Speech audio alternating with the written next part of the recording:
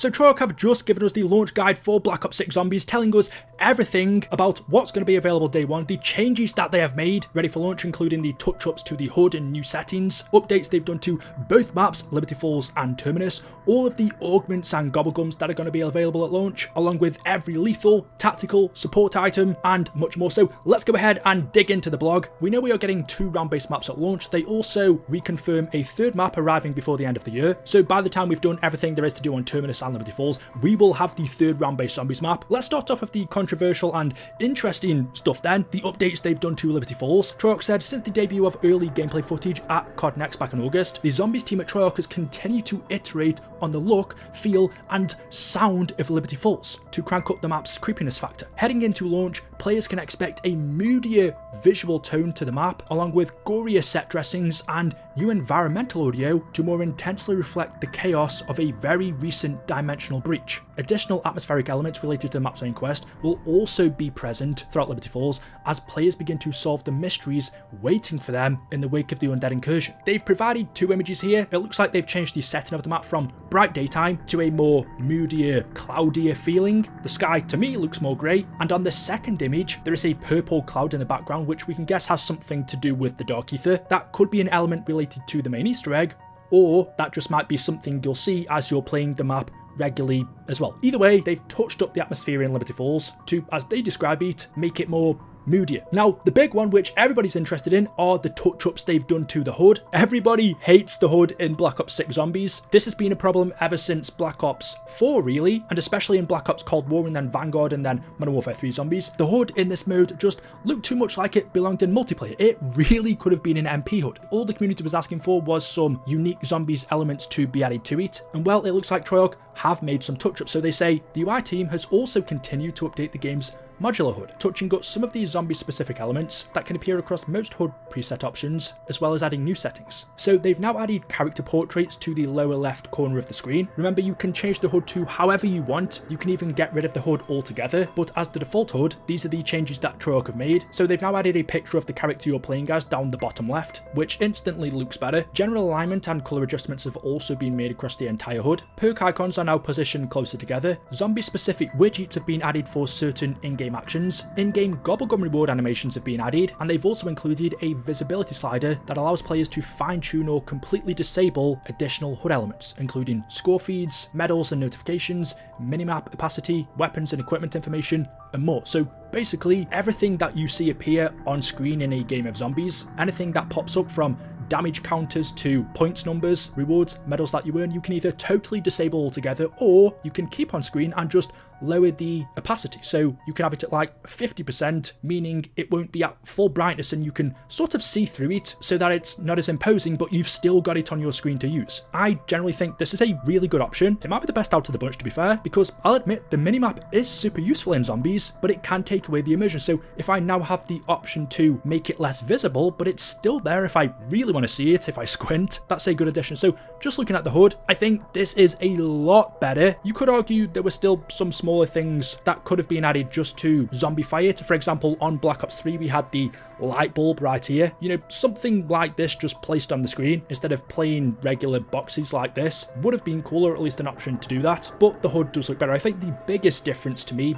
visually is the character icon down the bottom left. Moving on though, within the blog post they pretty much give us a tour of Terminus, the different areas that you will find on the map. I'm not going to go through them in detail, but there's the selling guard station, the security overlock and control center, the living quarters, the storage area, the mess hall, sea tower, biolab, shipwreck. We know Terminus is a huge map, and to be fair, people were happy with this. Nobody was really complaining about the feel of Terminus because it looks like a good map. It is a standard zombies map that you would expect. So as far as that goes, apart from the HUD, which is not to do with that map specifically, no changes needed to be made to it. So that's fine. We've already spoken about the changes they've made to Liberty Falls. We then get off them an overview of the augments, which if you don't know are unlockable gameplay advantages that you can apply to every perk cola, ammo mod and field upgrade in the game that will give you the ability to customize your experience. So there are 108 augments in the game, which are divided as follows. So for the perks, there are a total of 8, each with 6 augments. For the ammo mods, there are a total of 5, again with 6 augments, and there are 5 field upgrades that all have 6 augments as well. Let's take a closer look at each one of them. So starting off with the perks, the major Juggernog augments are called Probiotic, which slightly increases the maximum health of Juggernog, Turtle Shell, which means armor will act as a shield on your back, completely absorbing damage from behind. So essentially the shields from back in the old days, BO3, BO2, how they used to work. And the other major Juggernog augment is Reactive Armor, which is when armor plates break, nearby normal enemies are stunned for a short time. The minor augments for Juggernog are called Retaliation, deal bonus damage while health is low, Hardened Plates, armor plates now have more damage mitigation, and Durable Plates slightly increase armor durability. The major augments for Stamina Up are as follows: Freefaller become immune to fall damage, Dasher increase tactical sprint duration, and Stalker allows you to walk faster while aiming. The minor augments for Stamina Up are Hard Target, while tactical sprinting projectile damage is reduced,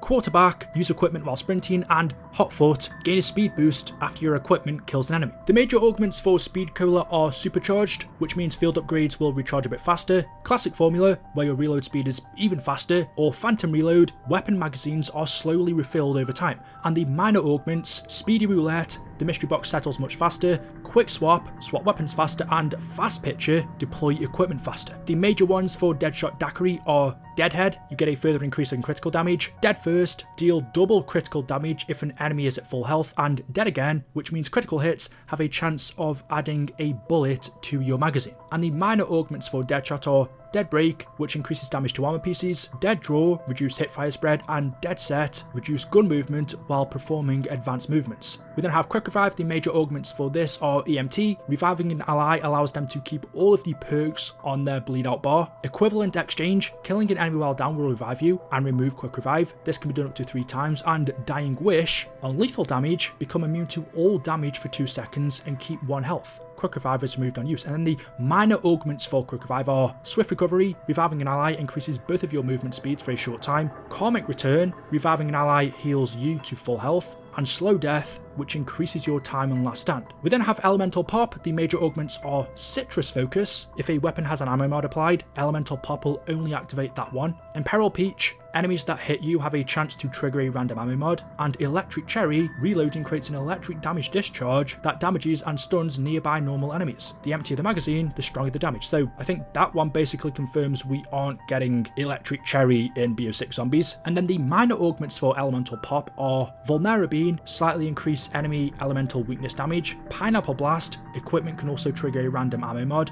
and Chillberry, slightly reduce all ammo mod cooldowns. We've then got PhD. The major ones are Gravity MD, just falling from heights creates explosions, DRM, tactical sprint, knocks down and damages base zombies, which sounds interesting, and PhD Slider, which means if you slide into zombies instead of dolphin diving onto them, you will trigger the explosion. We've seen that one in Cold War Zombies. And the minor augments are Environmentalist, become immune to environmental damage while sliding, EOD Technician, slightly reduce height and distance requirements for explosions, and Tribe Biologist, sliding distance and speed is increased. And then for the final perk, Melee Macchiato, the new one, which if you don't know, allows you to punch the zombies, but the major augments are Espresso, all melee attacks are slightly faster, Vampiric Extraction, melee attacks heal a small amount of your health, and Triple Shot, your punch can hit multiple enemies at once. And then the minor augments are Stick and Move, backpedal speed is increased after a successful melee attack, Strength Training, your punch can one kill normal zombies for longer, and Hidden Impact, melee kills reloads a portion of your weapon. There are then all of the augments for the ammo mods. I'm not going to go through all of them, I will show you up on screen, or you can check out the blog for yourself if you want to. I just find the perks really interesting, the ones for the ammo mods not so much, but we have the standard Brain Rot, Cryo Freeze, Dead Wire, Napalm Blast, and Shadow Rift, which is the new one.